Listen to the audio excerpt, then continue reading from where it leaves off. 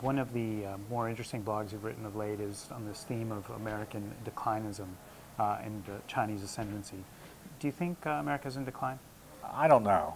I don't think anybody knows. I think it's impossible to know. But it does have a very intimate connection with competitiveness and our ability to compete in the world, and with notions of other countries that are rising, and that would be China. The Chinese achievement over the last 20, 30 years is remarkable. There's no doubt about it.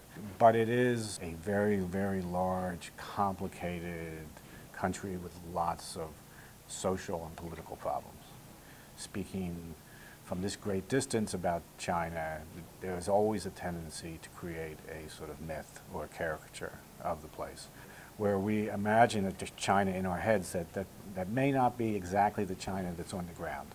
And what we know about China on the ground is that there's some fear and anxiety beneath the surface there, that they may not be able to continue this incredible rate of growth that they've had.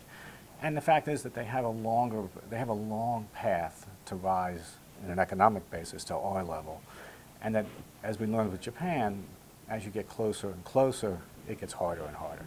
But there have been some inevitable, or I guess undeniable, changes in the U.S. economic base. For example, the evaporation of manufacturing jobs in the U.S. I mean, evaporation may be too strong a word, but it's certainly a decline in manufacturing, a rise of service economy. And that's not to say that the U.S. does not have serious economic problems, but I can't think of a place on this earth right now that doesn't have serious economic problems. The old working class is sort of gone. So there's lots of issues, but are we better or worse than folks living on the ground in China, for instance, or India, or Europe for that matter, with its structural problems?